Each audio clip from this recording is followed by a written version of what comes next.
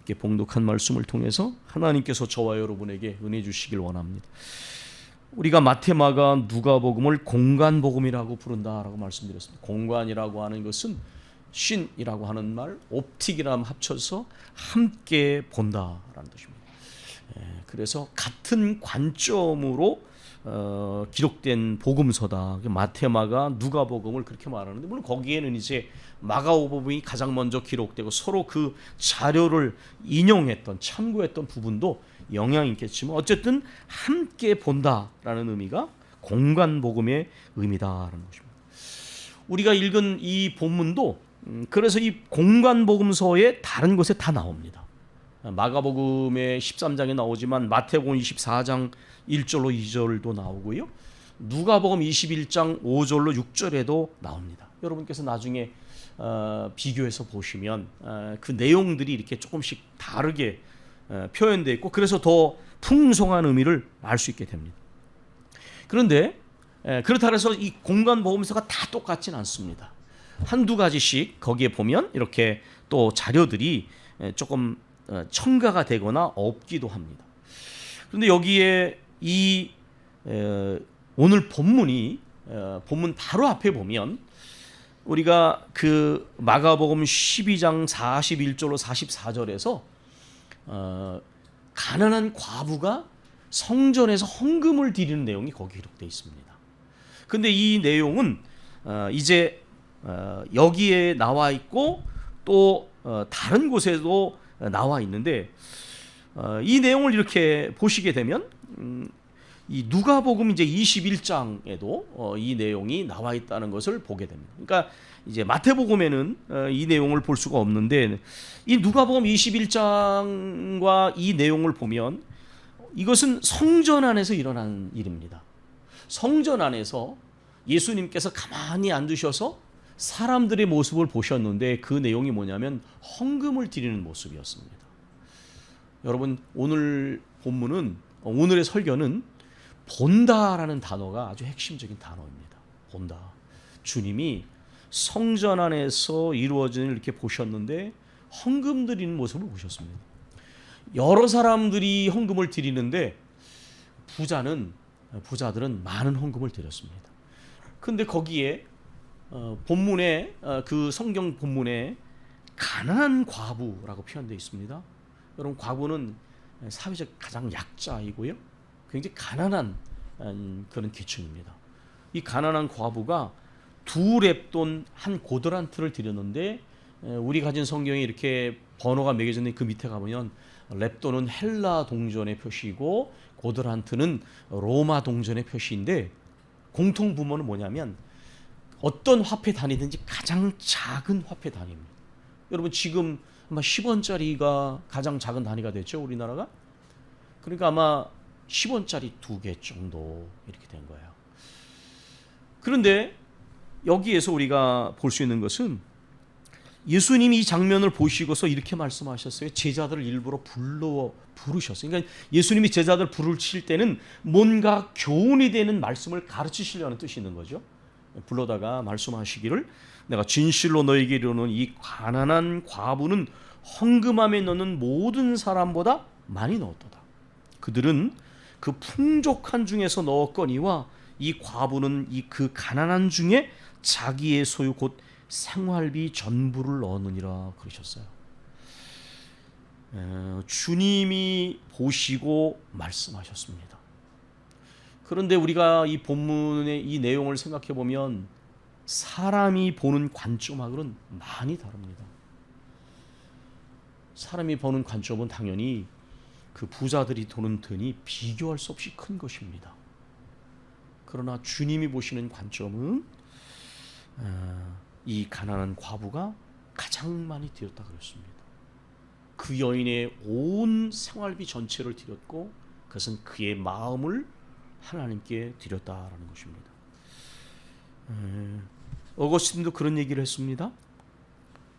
주님은 기도의 길이를 재시지 않고 기도의 무게를 재신다. 이 대목을 생각해 보면 예수님께서 여기 이 마가복음 이 가난한 과부 전에 그 바리새인이나 서기관이나 이런 사람들을 삼가라고 가르치셨는데 거기에 이런 대목이 나옵니다. 저들은 외식으로 길게 기도하는 자니, 이렇게 말합니다.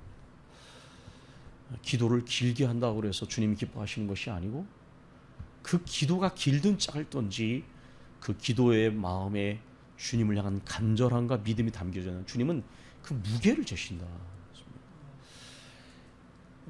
오늘 13장 오늘 본문에서 이렇게 이제 이 장면이 어디냐면 여전히 성전이 배경이 되는 것입니다. 예수님이 조금 전에 성전에서 사람들 헌금 드리는 모습을 보시고 성전 바깥으로 나가시는 거예요. 나가시는데 거기에 제자들이 그 성전을 보면서, 그 성전이 여기 보면 이렇게 말했잖아요. 제자 중 하나가 선생님이요, 이 돌들이 어떠하며 이 건물들이 어떠합니까? 이렇게 질문했습니다. 그런데 이제 누가복음이나 마태복음에 보면, 특별히 누가복음에 예전 성경에는 아름다운 돌들과 이렇게 말했습니다. 미석과, 그랬는데 아름다운 돌들과 헌물로 꾸민 것을 보고 말하되, 이렇게 누가복음에 되어 있습니다. 근데 거기에는 어떤 사람들이 그렇게 말했는데, 이 제자들이라고 다른 복음서에 표현합니다. 제자들이 이 성전을 보면서 아름다운 돌들과 헌물로 꾸민 것을 보고 말하되 그랬어요. 보고 말하되. 이것은 제자들이 감각적인 기관인 눈으로 말한 것입니다. 보면서 오늘 본문의 질문처럼 이 돌들이 어떠하며 이 건물이 어떠합니까? 이렇게 질문했습니다. 여러분, 왜 그런 질문을 했을까요? 그것은 이 성전이 대단히 아름답고 화려한 모습이었기 때문에 그렇습니다. 이 성전에는 금으로 장식되는 부분도 있었기 때문에 석양이 지게 되면, 만약에 감람산 쪽에서 보았다면 이 광경이 매우 장엄했을 것입니다. 지금도 유럽에 가면 굉장히 장엄한 성당이나 교회들이 있는데요, 위쪽으로 보면 굉장히 아름답죠. 화려하고 아주 정말 굉장히 문화적이고 예술적인 가치가 있는 것입니다. 유대인들은 더군다나 이 성전을 하나님의 임재로 상징을 했는데요, 여기서 말하는 성전은 제3의 성전입니다. 다시 말해서 솔로몬이 지은 제성전, 물론 그 전에는 성막, 광야의 성막이 있었지만은 솔로몬이 지은 크고 화려한 성전, 그리고 그 성전이 무너지고 난 다음에 에스라, 느헤미야, 학기, 스갈에서 나와 있는 그 무너진 성전을 재건하는 스룹바벨 성전이 제2성전입니다. 여기 나오는 제3성전은 예수님 오시기 전에 BC 19년에 착공이 돼서 AD 63년에, 그러니까 예수님이 돌아가신 다음에, 부활하신 다음에 이 성전이 완공됐습니다. 규모는 솔로몬 성전의 2배였다고 말합니다. 고대 세계에서 이 성전은 가장 크고 화려한 건축물 중에 하나였고요, 그래서 예수님 탄생 전부터 세워진 이 성전, 예수님 당시 아직 완공이 되지 않은 성전입니다. 그런데 이 성전이 지어지는 과정에서 전 세계의 유대인들은 이 성전을 위해서 많은 헌금을 했다고 합니다. 얼마나 많은 헌금이 모여졌는지 이 성전 건축에 관련된 관리들은 이 성전의 화려함을 나타내는 금으로 된 포도나무가 있었는데 그것을 계속 가지를 만들어냈다고 합니다. 그러니까 저희가 이렇게, 제가 학교에 갈 때 이제 서울대 앞쪽으로 가는 길을 타는데 가다 보면 거기에 큰 사찰이 하나가 있는데 어마어마한 그 부처의 금으로 한 그런 상이 있습니다. 종교가 타락을 하면 같아지는 거예요. 이렇게 어마어마한 거기 불상이 있습니다. 그게 다 금으로 이렇게 겉을 치는, 신통한 분이 있어가지고 굉장히 치유가 많이 일어나서, 그러니까 얼마나 많은 병든 사람들이 거기 가서 이제 시주를 했겠습니까? 어쨌든 이 성전이 계속해서 이렇게 포도나무의 가지를 금으로 이렇게 만들어내는, 그러니까 제자들은 요즘 말로 하면, 요즘은 이런 표현도 조심해야 되지만 이 갈릴리 촌놈들이거든요. 어부. 그러니까 이게 얼마나 화려했겠습니까? 이게 얼마나 화려했겠어. 그러니까 굉장해 보이는 것이죠. 아름다운 돌들과 사람들이 드리는 헌물들과 그 다음에 금으로 칠해진 이러한 장식들과 이것을 봤을 때 정말 장엄했고, 야, 여기에 하나님이 임재하시는 아름다운 성전이 아니겠느냐. 그래서 주님께 물은 거예요. 지금 주님, 이 성전 보십시오. 이 아름다운 돌, 이 많은 예물들과 이 화려함을 한번 보십시오. 그런데 주님이 보시는 것은 참 다릅니다. 예수님이 질문하십니다. 네가 이 큰 건물들을 보느냐? 너희들은 지금 큰 건물을 보지? 그런데 돌 하나도 돌 위에 남지 않고 다 무너뜨려지리라. 이렇게 말씀하셨어요. 실제로 AD 70년, 다시 말해서 AD 63년에 성전이 완공이 됐는데 7년 후에 이 성전이 무너집니다. 로마의 티투스 장군이 들어와 가지고 이 성전을 무너뜨리는데 이 로마 병사들 사이에 그런 얘기가 있었답니다. 이 무슨 돌들 사이에 무슨 숨겨진 보물이 있다. 그래서 로마 병사들이 그걸 다 해집었다. 그런 얘기들이 있습니다. 그 예수님이 말씀하신 것이 실제로 이게 실현이 됐습니다. 성전이 완공이 되고, 물론 예수님이 AD 29년에 돌아가셨다 그럽니다. 한 4년 차이가 나니까. 그러니까 BC 19년에 이 성전이 시작됐으니까 예수님이 BC 4년에 탄생하셨다. 뭐 그렇게 말하기도 하는데요. 어쨌든 뭐 AD 29년이건 33년이건 그 이후에 이제 예수님이 부활하신 다음에 승천하신 다음에 이 성전이 완공이 됐는데 63년에 이게 7년이 지나서 다 무너졌다라는 것입니다. 보느냐? 너희가 이 큰 건물들을 보느냐? 제자들은 이 건물을 보았습니다. 큰 건물을. 그런데 예수님은 이 큰 건물들이 다 무너질 것을 말씀하셨습니다. 왜 그랬을까요? 우리가 성경을 이렇게 잘 읽어야 될 이유가 뭐냐면 이렇게 일어난 사건들을 서로 연결할 수 있어야 됩니다. 우리가 마가복음 13장을 읽었는데 마가복음 11장 부분에 가게 되면 예수님이 성전을 청결하게 하신 사건이 나옵니다.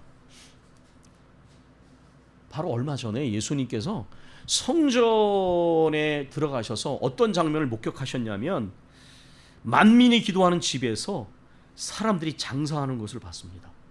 환전을 하고 비둘기를 팔고 돈을 바꿔주고 환전을 해주고 비둘기를 팔고 양이나 이런 거를 파는 장면을 보셨어요. 여러분, 예수님이 얼마나 진노하는지 아시죠?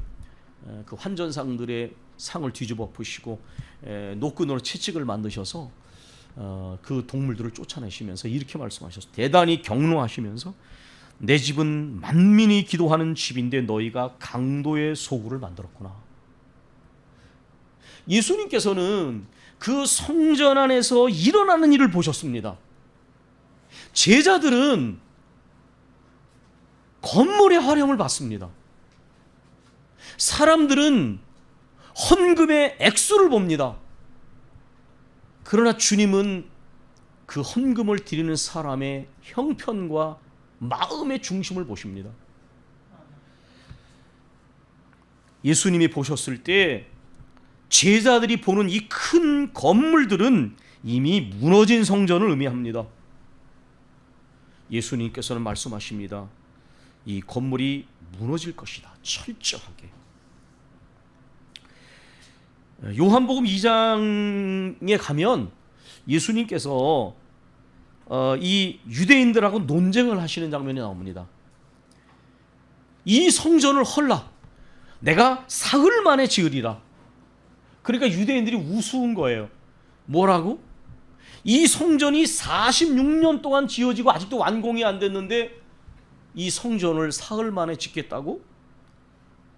보는 눈이 다른 것입니다. 예수님은 지금 건물을 말씀하시는 것이 아닙니다.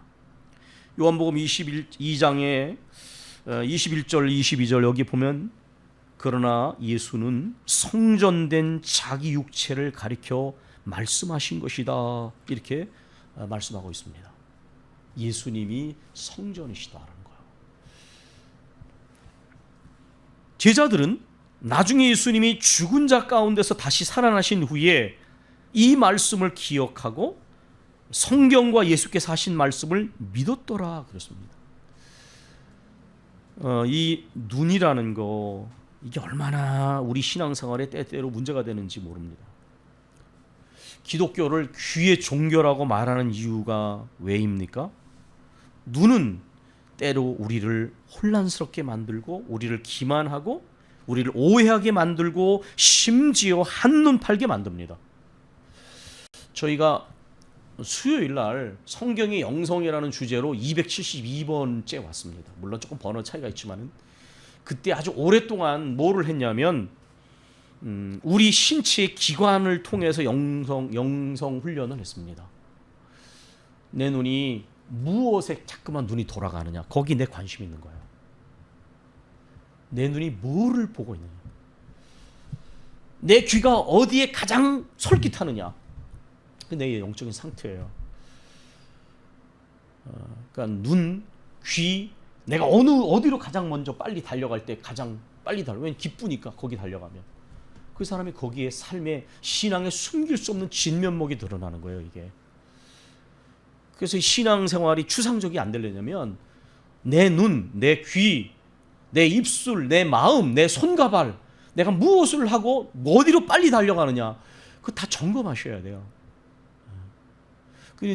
이 보는 게 아주 중요합니다. 여러분, 사실 이 제자들이나 유대인들은 벌써 알았어야 돼요. 왜 그러냐면 이런 경험을 했거든요. 솔로몬의 화려한 성전이 무너졌잖아요. 그리고 나서 스갈에서 보면 이 영적 성전의 영광이 드러나거든요. 그건 뭐냐면 이미 건물을 넘어서는 거룩한 영적 성전이 지금 예언되어지고 있는 거예요. 뭐 저는 지나간 상처를 끄집어낼 생각은 없지만은 여러분 먼저 교회에서 경험하지 않으셨어요? 전 제가 자란 교회에서 많이 경험했어요. 그 교회가 지금 아버지 나가시는 교회가 진짜 80년대 초반에 그 노인부터 어린아이 남녀 이악가를 끌면서 돌을 주어서 지은 교회입니다. 그러나 그 교회에 큰 분열을 겪은 다음에 많은 일들이 있은 다음에 이번에 성전을 굉장히 흔히 말하는 교회를 잘 졌습니다. 제가 아버지가 계시고 제가 그 교회에 제 제자들이 있고 선후배들이 있으니까 교회에서 무슨 일이 일어나는지 어느 정도는 알죠. 교회가 건물이 크고 화려하면 사람들이 아주 자부심을 느끼고 자기네 교회를 대단하게 알고, 교회가 작으면 쭈그러들어서 초라하게 여기는데 주님의 눈하고 다른 걸 아셔야 됩니다. 제가 너무나 많은 걸 보고 있지 않습니까? 시찰장으로서도 보고 있습니다. 근데 사람들은 자꾸만 자신의 눈으로 보는 거에 의지를 하기 때문에 이게 눈이 얼마나 영적으로 방해가 되는지를 봐야 됩니다. 예수님께서 오죽하면 그렇게 말씀하셨지 않습니까? 너희는 어떻게 보고도 보지를 못하냐? 어떻게 귀로 듣고도 듣지를 못하냐? 그렇게 깨닫기에 둔한 마음을 가지고 있느냐?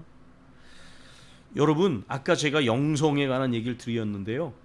성경을 펴셔서 보는 거에 관한 것을 창세기서부터 찾아보세요.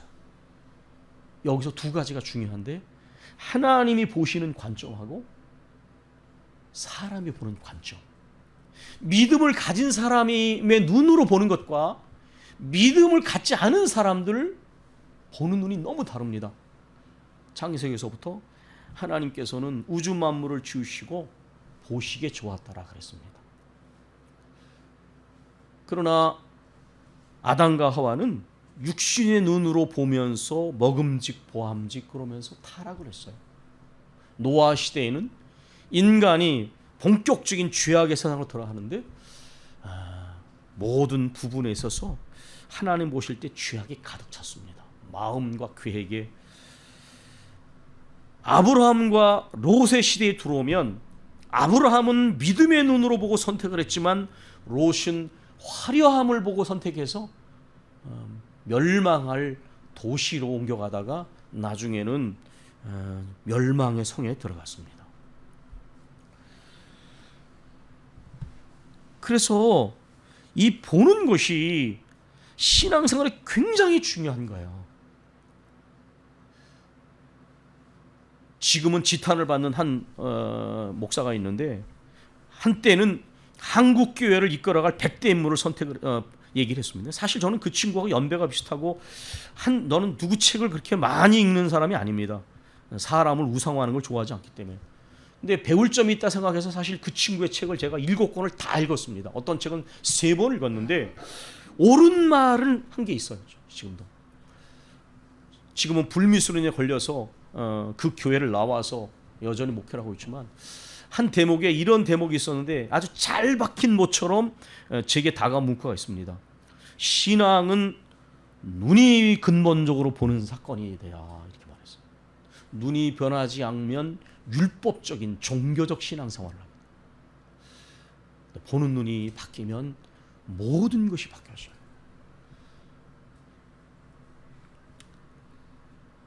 아까 말씀드린 것처럼 성경을 펴셔서 창세기서부터 요한계시록까지 이 보는 것에 관한 얘기를 깊이 들여다보십시오. 성경을 읽으실 때 하나님이 보시는 것과 사람이 보는 것이 얼마나 다르고 내가 보는 것이 얼마나 다른지 고백하건대 저의 삶에 있어서도 끊임없이 하나님이 보시는 것 앞에서 내 자신이 얼마나 눈이 감겨져 있는 것을 끊임없이 느끼고 있는 것을 저는 고백하게 됩니다.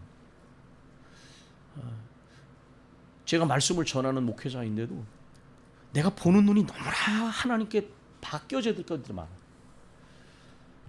이건 저는 생각할 때 죽을 때까지 그렇게 돼야 되리라 생각합니다.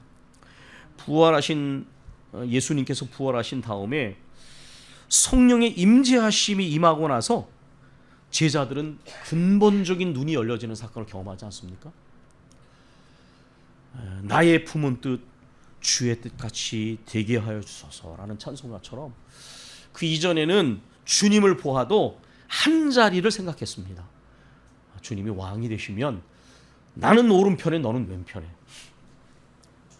그러니까 그 제자들의 눈이 얼마나 주님과 함께 3년을 거하고 말씀을 듣고 많은 기적을 베풀어도 얼마나 눈이 가려져 있었는지 여러분 성경을 한번 들여다보세요. 이건 제자들의 얘기가 아니라 우리들의 이야기다.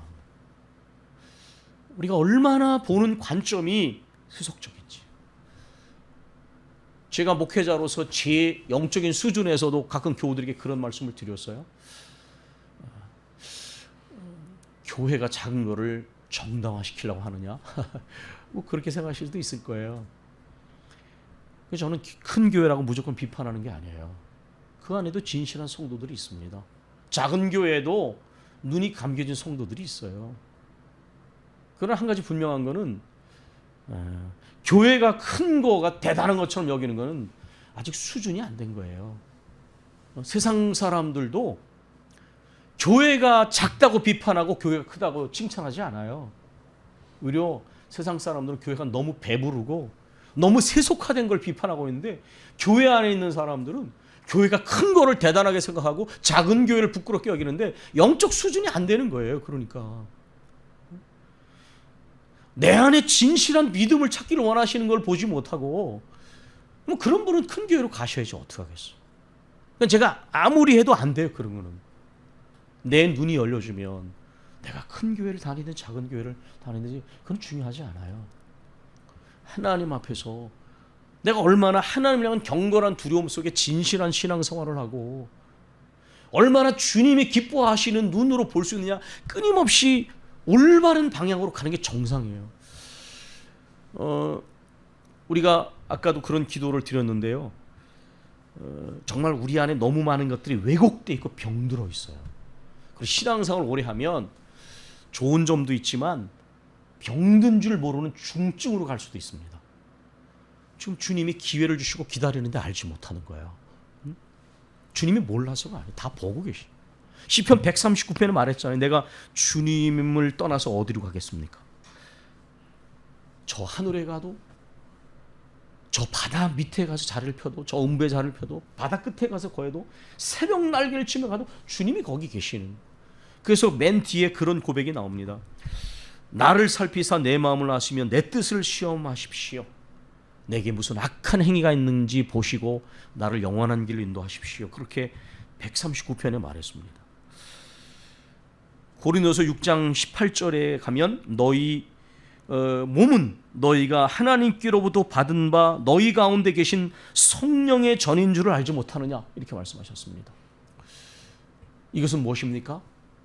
이제부터는 지어진 건물이 성전이 아니라 예수 그리스도의 몸된 교회와 성전이 열려진 것입니다. 그리고 우리의 몸이 주님이 거하시는 성전이라고 성경은 가르치고 있습니다.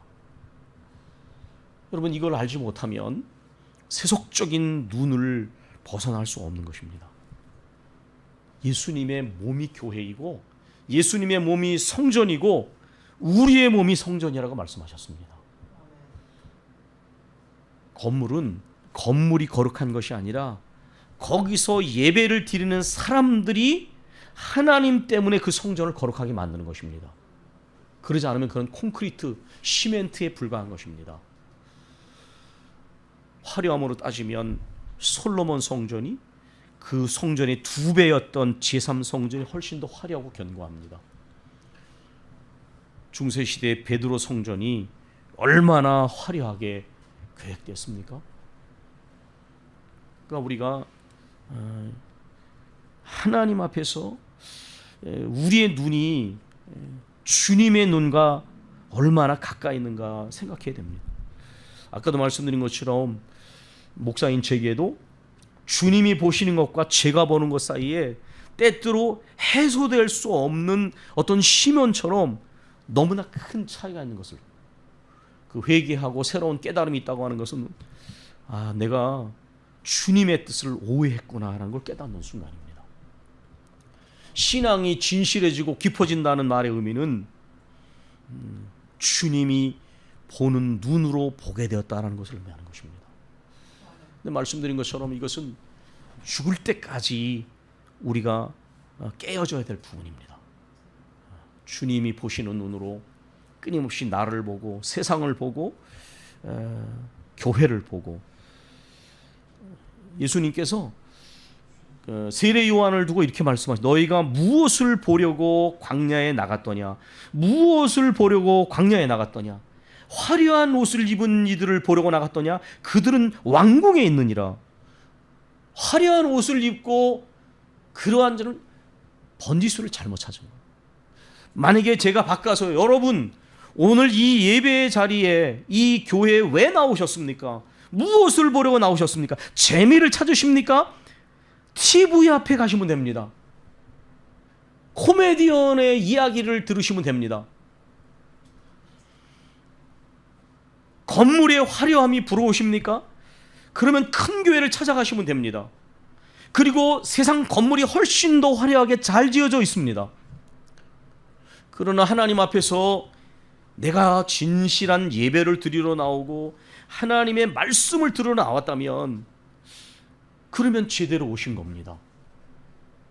하나님의 말씀을 듣고 하나님께 바로 서고 진실한 믿음과 예배를 회복하고 그런다면 우리는 잘 온 것입니다. 여러분, 우리의 예배가 회복이 되어지고 우리의 삶의 전 관계와 영역 속에 주님이 계시려면 우리가 주님 앞에 있다는 것을 잊지 마셔야 됩니다. 주님이 성전 안에서 이루어진 일을 다 보셨습니다. 거기에서 성전이 병들어 있는 것도 보시고, 그리고 누가 진실한 믿음으로 예배를 드리고 물질을 드는지도 보시고, 뿐만 아니라 주님은 성전 교회 건물 안에만 있는 분이 아니시기 때문에 주님은 시편 139편 다윗의 고백처럼 어디에서나 우리를 보고 계십니다. 그리고 역대하의 말씀처럼 16장 9절의 말씀처럼 하나님께서는 온 땅을 두루 살피사 전심으로 자기를 찾는 자들을 주목하시고 그를 위하여 능력을 베푸신다 그랬습니다. 주님이 보고 계십니다. 그리고 또한 우리는 주님이 보시는 기준으로 보도록 우리는 끊임없이 사모해야 됩니다. 그렇게 될 때에 우리의 예배가 살아나고 우리의 삶의 전 관계와 영역이 주님과 가까워지는 모습으로 변화될 것입니다. 여러분, 성경을 펴셔서 이 봄에 관한 것에 대해서 한번 자꾸만 들여다보시면서 영적인 깊은 차원으로 더 들어가시길 바랍니다.